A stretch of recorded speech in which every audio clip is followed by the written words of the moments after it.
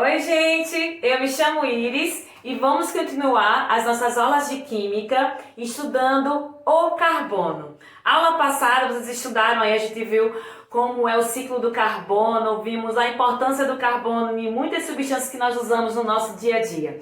Vimos que o carbono ele é derivado do petróleo e a gente vai se aprofundar mais sobre o petróleo mais à frente, certo? Hoje eu quero conversar sobre o carbono. O carbono na tabela periódica, eu estou aqui com a tabela periódica, eu quero mostrar a vocês. Ele está localizado aqui, ó, deixa eu aproximar. Carbono está na família 14 ou 4A.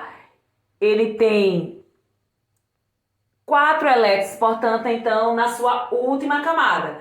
Então, um elemento químico, ele, com exceção dos gases nobres, os gases nobres são esses elementos aqui, ó. Hélio, neônio, argônio, criptônio, xenônio, randônio. Com exceção deles, todos os demais são instáveis. O que é ser instável? É possuir menos que 8 elétrons na sua camada de valência. Os gases nobres possuem 8 elétrons. Então, todo elemento químico que possui menos que 8 elétrons, eles precisam formar ligações para conseguir a estabilidade. Existem 3 formas de conseguir a estabilidade. Através da ligação iônica, que é uma ligação entre um metal e um não metal. Onde o metal ele doa todos os seus elétrons da última camada para um não metal. E dessa forma os dois conseguem a estabilidade. A ligação metálica acontece entre 2 metais e a sua nuvem de elétrons formando ligas metálicas, como o bronze, o latão.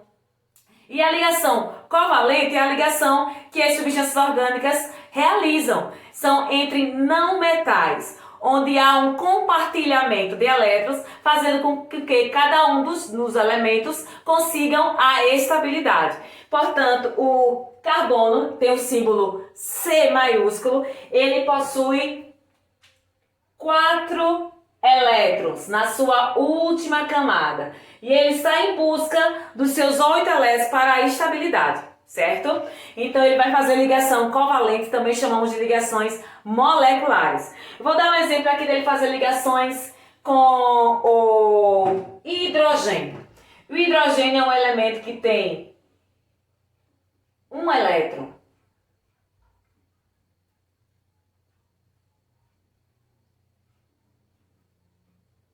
Percebam aqui, ó, ele fazendo ligação covalente com hidrogênio, formando aí os seus pares eletrônicos. As substâncias orgânicas, além do carbono, é muito comum a gente encontrar o hidrogênio. O hidrogênio, ele tem um elétron na sua última camada. Ele é um elemento que é muito próximo do gás hélio. Vou mostrar a vocês aqui o hidrogênio. E o gás nobre mais próximo do hidrogênio é o hélio. E o hélio, ele é estável com 2 elétrons. Então, ele também será estável com 2 elétrons, o hidrogênio. Então, ele só precisa fazer mais uma ligação. O enxofre e o oxigênio, ambos têm 6 elétrons na sua última camada. Para conseguir o octeto, precisam fazer 2 ligações. O nitrogênio está na família 5A ou 15. Ele tem 5 elétrons. Para formar o octeto, ele precisa de mais 3 elétrons. Os gases, os halogênios, vou chamar de X. Halogênios são elementos que estão localizados na família dos halogênios, família 17. Vou mostrar aqui para vocês quem são. Fluor, cloro, bromo, iodo e astato. Todos eles têm 7 elétrons na sua última camada, precisando para um único elétron para formar o seu octeto. Hidrogênio, enxofre, oxigênio e nitrogênio são os elementos mais comuns que aparecem nos compostos orgânicos. Então, o carbono ele é tetracovalente e aqui nós temos as valências de cada um. Como o carbono ele é tetracovalente, ele tem que fazer 4 ligações. Então, nós podemos encontrar o carbono da seguinte maneira. Um carbono fazendo ligações simples. Perceba que os 2 carbonos aqui, eles possuem 4 ligações cada. O carbono fazendo ligação dupla.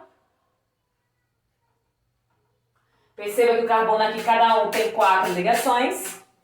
O carbono fazendo ligação tripla. Percebam que cada um faz 4 ligações.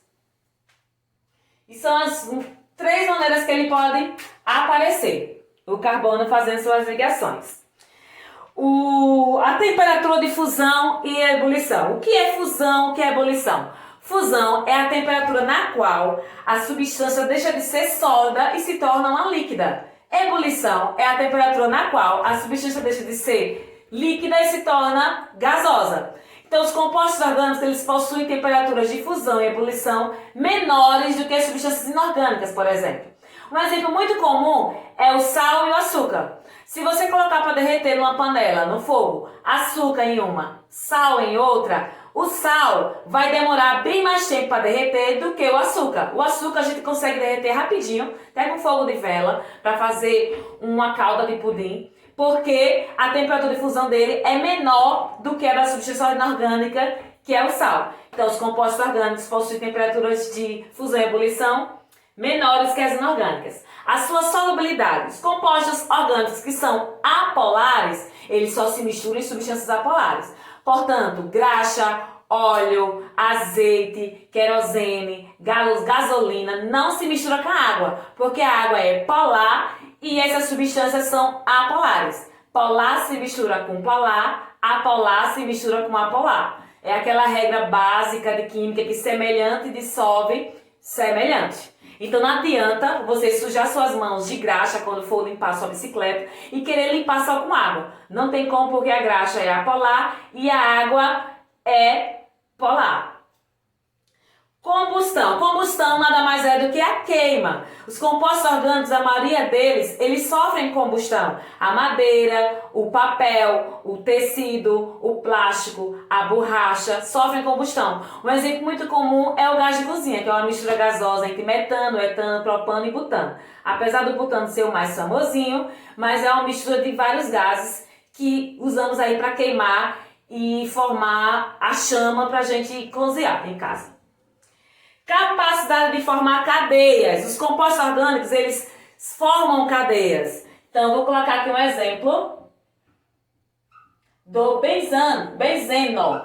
Benzeno é uma cadeia carbônica composta por 6 carbonos, formando um ciclo com ligações covalentes simples e compostas alternadas, uma sim e outra não. Lembrando que cada carbono precisa fazer 4 ligações. Essas ligações acontecem com o hidrogênio. Então, aqui é um exemplo de cadeia carbônica. Classificação do carbono. O carbono ele pode ser primário, secundário, terciário ou quaternário. Então, um exemplo de carbono primário. Eu tenho um exemplo aqui de carbono primário, ó. Esse carbono do etano. Ele é primário, todos os dois. Porque tanto esse carbono como esse, os dois só estão ligados a mais um carbono. Esse está ligado a esse e esse está ligado a esse. Carbono secundário é aquele carbono ligado a 2 carbonos. Nós temos aqui, ó, exemplo de carbono, todos esses carbonos aqui do benzeno são secundários. Ele está ligado a esse, a esse, a esse. Perceba que cada carbono aqui está ligado a mais 2 carbonos. O carbono terciário é aquele carbono que está ligado a 3 carbonos. Vou colocar aqui um exemplo do 2-metilpropano.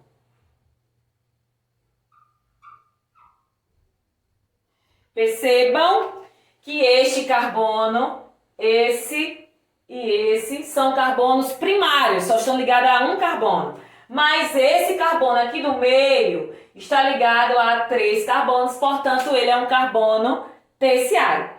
E o carbono quaternário é aquele carbono que é ligado a 4 carbonos. Vou colocar aqui o exemplo, ó. esse composto.